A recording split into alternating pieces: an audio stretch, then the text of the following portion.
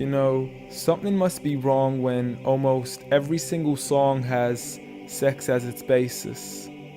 When rap stars get famous after making lyrics that are shameless. When a woman is expected to sleep with a man who doesn't even know what her name is. And when artists are paid to degrade the very women that have made them. To the point they are nothing more than pieces of plastic that we can dispose of once they are no longer attractive. It's sickening and sadistic that this world's become so misogynistic. And you can call me unrealistic, but just listen to the statistics. 7 in 10 men view porn while over 75 million are addicted. 68 million requests a day for pornographic pictures, making 1 in 4 searches sexually related.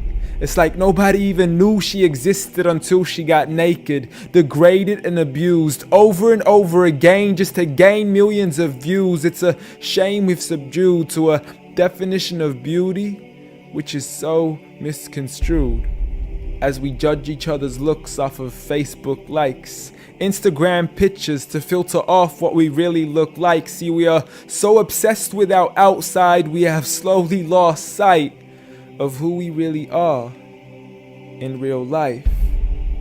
I mean, it's sad to see so many teens lose their self-esteem.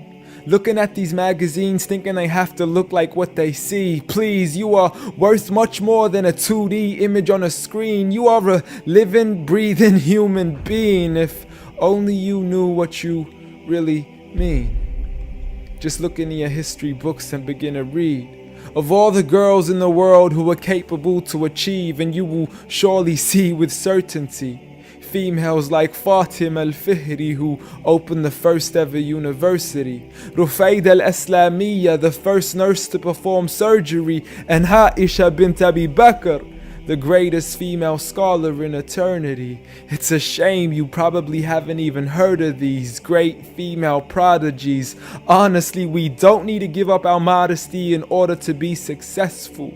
For you are worth much more than a commodity that is sexual. You have so much more potential if only you knew your worth.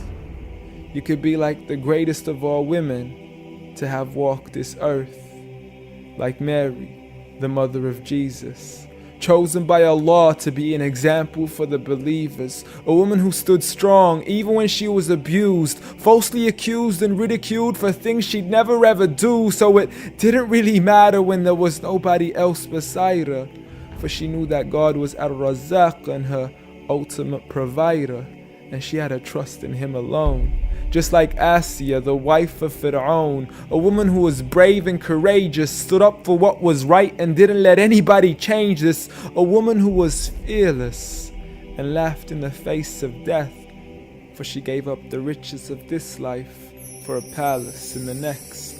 Next up, Khadija, the mother of the believers, a wealthy merchant who had nurtured the Prophet for over 25 years, his first wife, the love of his life and the mother of his kids. She was the first to believe in him when nobody else ever did. She just is, beyond any words that can make you understand. So much so that even Allah sent her His salam. She was grand and Allah assured her, just like her daughter, Fatima, the master of all women in paradise, a woman who would shine so bright she was nicknamed as Zahra, the splendid one with the most generous of hearts, a woman who gave up so much of her food she had no choice but to fast. She would fight on behalf of her father even as a little girl.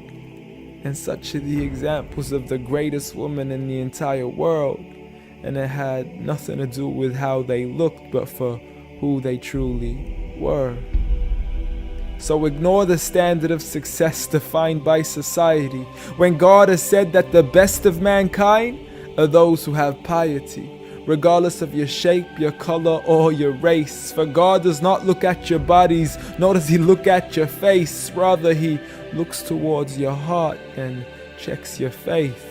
So at the end of the day, it doesn't matter what the people say or who they think you are, when you could be like the greatest of all women in the eyes of Allah. The greatest woman